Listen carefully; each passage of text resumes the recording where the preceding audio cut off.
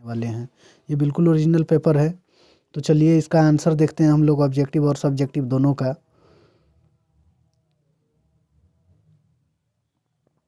Question number 1 देखते हैं। Question number 1 में दिया है कि 32 का 2/5 का मान क्या होगा।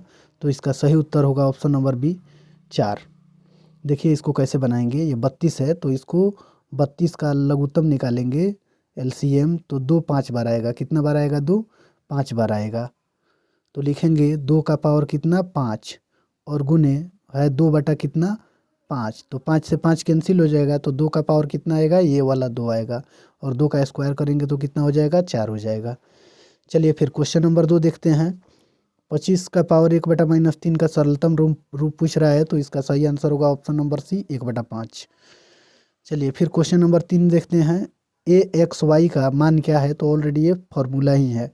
तो जब भी अगर किसी अंक का पावर दिया हो और फिर उसके बगल में अंक हो तो दोनों को गुना कर देते हैं। तो इसका सही उत्तर होगा option number A X Y हो जाएगा। फिर क्वेश्चन नंबर 4 देखते हैं। 4 भी एक की तरह ही बना लेंगे।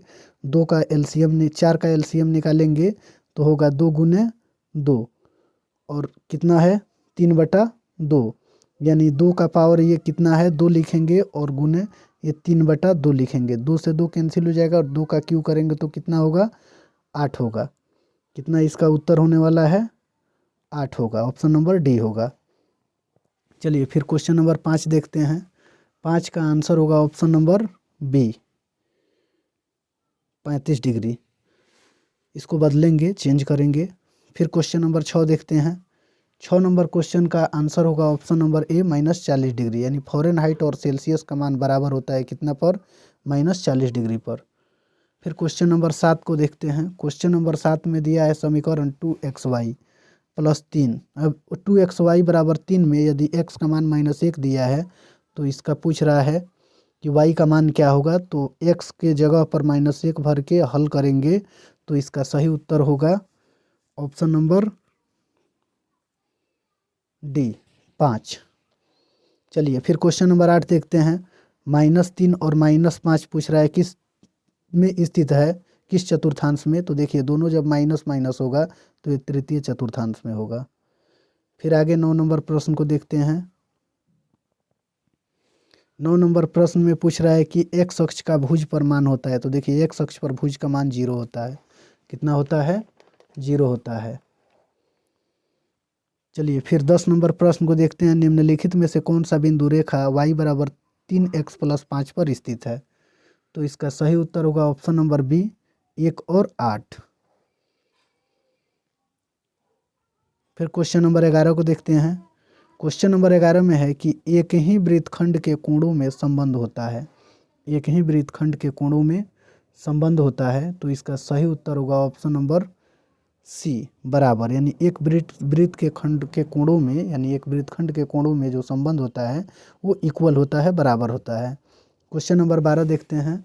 12 नंबर क्वेश्चन में दिया है कि किसी वृत्त के एक ही चाप द्वारा केंद्र और परिधि के अंतरित कोण x और y हैं। तो इसका सही उत्तर होगा option number B x = 2y। फिर क्वेश्चन नंबर 13 देखते हैं।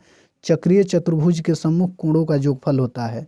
चक्रीय चतुर्भुज के सम्मुख कोणों का योगफल होता है 180 डिग्री होता है। चलिए फिर क्वेश्चन नंबर 14 देखते हैं। क्वेश्चन नंबर 14 में दिया है कि चक्रीय चतुर्भुज के सम्मुख कोणों में एक का मान 2/3 समकोण है तो दूसरे कोण का मान होगा। तो इसका सही उत्तर होगा ऑप्शन नंबर डी 120 डिग्री। कितना होगा? 120 डिग्री। चक्रीय चतुर्भुज समांतर चतुर्भुज कहलाता है। देखिए यह आयत होता है। चक्रीय समांतर चतुर्भुज कहलाता है। क्या कहलाता है? आयत कहलाता है।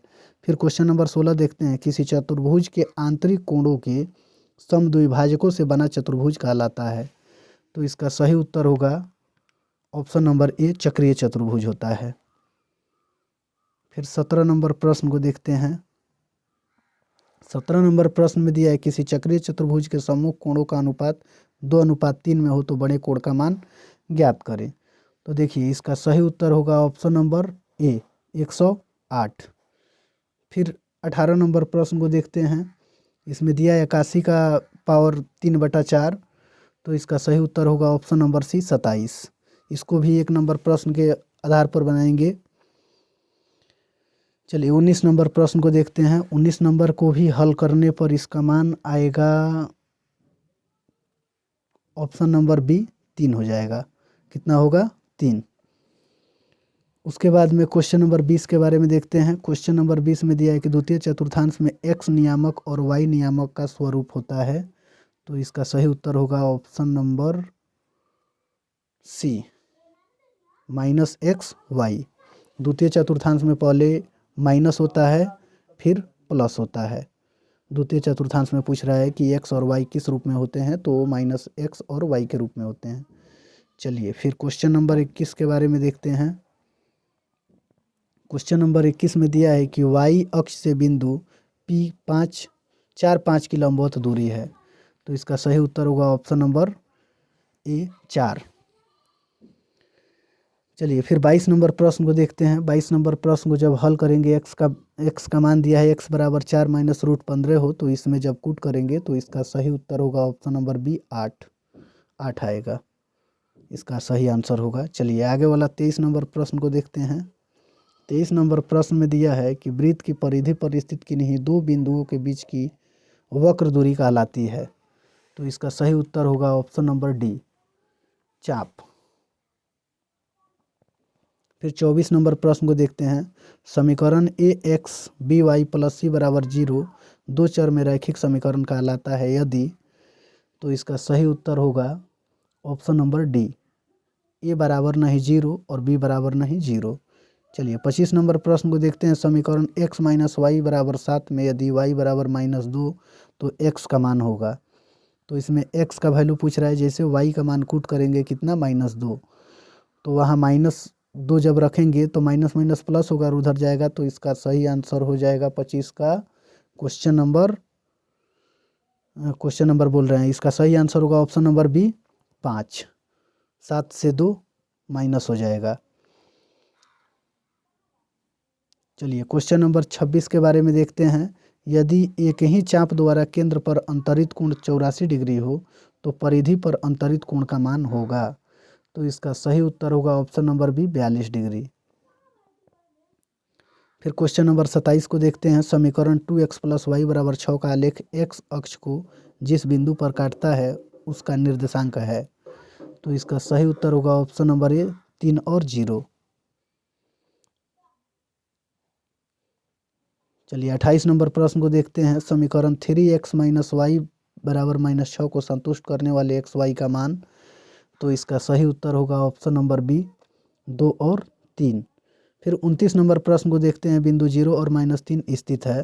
तो इसका सही उत्तर होगा ऑप्शन नंबर बी y अक्ष पर। चलिए क्वेश्चन नंबर 30 देखते हैं। शंकु का आयतन। तो शंकु का आयतन होता है 1/3 πr²h। इसके लघुत्तरीय और दीर्घोत्तरीय प्रश्नों को देख लेते हैं। लघुत्तरीय और दीर्घोत्तरीय प्रश्न दिए गए हैं, इसके लिए हम अलग से एक वीडियो बना देंगे।